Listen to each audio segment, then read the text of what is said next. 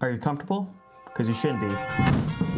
And I wasn't until I built this YouTube studio. And if you're watching this video, you probably want to learn how to build one too. I'll be going over 3 easy design principles and tips and tricks that will help guide you into designing a functional and aesthetic studio. I've been a videographer for the last 7 years, and I've done more than my fair share of creating sets on the fly for interviews, podcasts, commercials, over a variety of different genres, working with different room sizes and different lighting conditions. Before we get into any of the principles, you should decide what is the purpose of your studio. What kind of feelings are you wanting to portray? What kind of content are you going to be making? Are you a cooking channel, a gaming channel? Are you going to be making tutorials? Are you doing interviews? All these genres may require a different type of setup. You might need more space, different types of lighting, different backdrops, even acoustics if you want to get fancy. In my case, I wanted a studio where I could shoot myself talk about photography and videography, or possibly even personal brand content. And I wanted to have a happy, calming morning type feel, which I think I somewhat achieved. In this video, I'll walk you through my studio and show you the steps and considerations I was making while I was designing the room. The first and most important consideration is where you're gonna set up in your room. And as you can see in my studio, I actually set up my desk in the corner of the room. Now you could set up in the middle of your room and shoot against the wall, and there's nothing wrong with that, but in my case, each wall in this room has a door, and this room isn't very large to begin with. It's about 12 feet by maybe 10 feet, and it's a 7-foot ceiling. For any of you short kings out there, this will actually make you look pretty tall. Kind of makes me look like I'm 6'3" or something. I'm only 5'10". By setting up my room this way, it actually maximizes the depth of the room, which also creates extra background separation. The more distance you have between you and the background, the blurry this background will actually be, which is important if you want to create a more cinematic look. With larger sensors and faster aperture lenses, you can also create more separation. However, if you don't have access to this type of equipment, I wouldn't worry about it too much, as there's a ton of creators out there who are just using their phones. But if you can't get more separation, it always helps. Now, the second reason I designed the studio this way is actually for 2 photography principles, and both these principles are actually 100% free and can be used in any situation. The first principle being natural leading lines, which are edges and lines that naturally guide your eyes to the subject. So as you can see, by placing the camera in the corner, you can see that the camera is actually creating these natural leading lines that actually lead right to me, which as the viewer, all these lines draw your attention towards me. This is a really powerful tool, which I actually use in conjunction with the next principle. You can see that I purposely leave the headspace around me empty, which leads me to my second principle of framing. The principle of framing is really simple, and it's literally just building a frame around your subject. Here you can see that I actually frame myself between this wood piece here and this window here, along with the ceiling. This principle draws your eyes towards me because there's nothing that interferes with my head, and I don't have anything here in this area to distract you. As you can see, both these principles are super powerful on their own, and you can use these principles without any decor or lighting. Now let's move on to the second principle, which is color theory. Now, color theory could really be its own video, so I'll keep it to the basics. At some point down the road, you've probably seen the color wheel. You have your reds, your blues, and your yellows, and the combination of each of these colors, which make purple, orange, and green. At the opposite ends of the color wheel are natural complementary colors.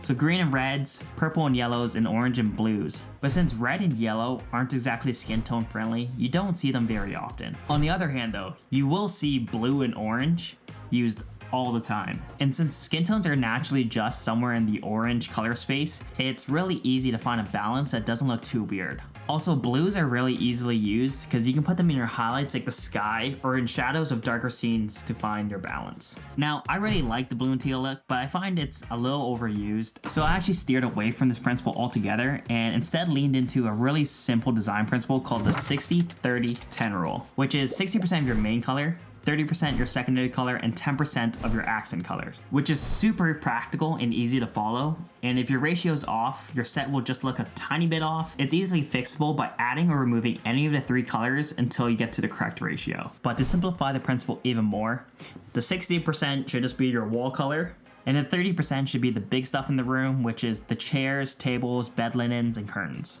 And the remaining 10% will be your accent color, which will be any artwork, throw pillows, or decor. These don't have to be exactly followed, but it's a general guideline that'll help you pick out furniture and your decor. It's also good to know how colors play a role in where your attention goes, and brighter and warmer colors will naturally pull your attention, while darker and cooler colors will naturally blend into the background.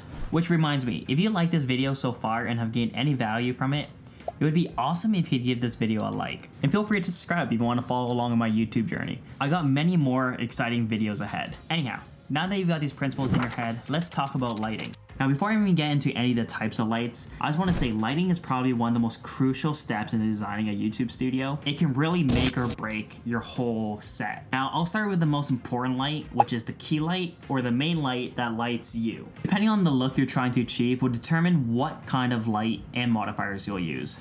The two factors here are the location of your light and the size of your light. Now, depending if your light is coming in front of you or off to the side will create how much depth is shining on your face. And if you put the light in front of your face, you will create a flat light. This type of lighting is a little bit sterile, but it does have its uses. Beauty or makeup tutorials or anything like that. On the other hand, having your light somewhere on the side will cast shadows. This will create more dimension on your face, which will be a lot more interesting.